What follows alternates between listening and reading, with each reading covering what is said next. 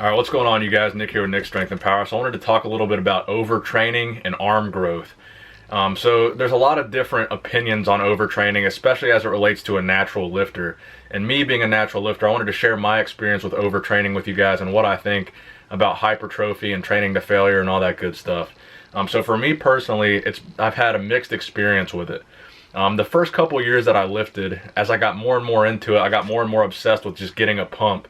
There were days where I would work out for 2.5, 3 hours on arm day and just go non-stop. And at that point, I think that's considered overtraining, and that's counterproductive, is when you're training excess of 2 hours, you're starting to get to be, that's too much. So what I found is there is a such thing as overtraining, but it's really hard to reach that point. If you're training for 3 hours, that's obvious overtraining, but some people will say that overtraining also relates to training frequency, how many times you train a certain body part per week.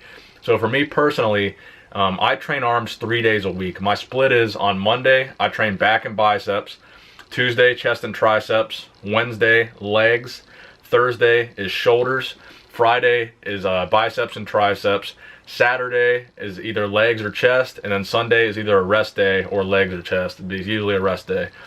So I hit arms in some capacity at least 3 days a week.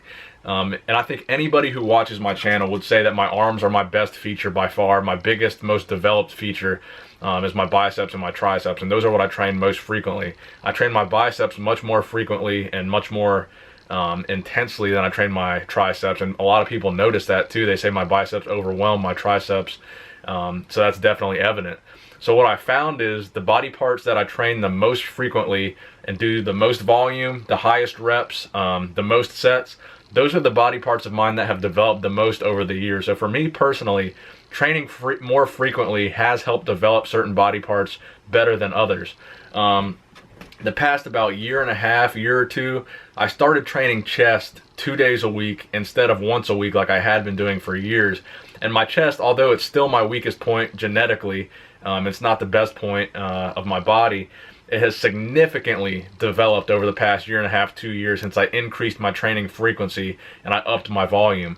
Prior to this new split, I had been just doing heavy bench press and just powerlifting movements for chest, and I only trained chest once a week, maybe twice a week, but if I trained it twice, it was just 2 bench press days. So I went from that style of training, that compound, low rep, low set, heavy weight style of training for chest, and I switched that to high frequency, high volume, hypertrophy training to failure. And when I did that, I found that my chest responded greatly. So my advice to you guys is, if you have a lagging body part and you're a natural bodybuilder, increase your frequency, increase your volume, and you're going to find that that's going to help grow and develop that muscle. That's what works for me. I think there is a point of diminishing returns with overtraining. Like I said, 3 hours is too much, but I think increasing the amount of days per week that you train a body part is going to help it grow. So I think overtraining is kind of a myth in the fact that some people say you should only train a body part once a week, every 3 days, stuff like that. I think you can train a body part up to every other day, but I wouldn't exceed 2 hours for your workout. So that's what I think about overtraining, guys. I think probably 2 hours is the point where you start to reach that you're probably overtraining at that point. So hope you enjoyed the video. Nick Strength and Power, signing out.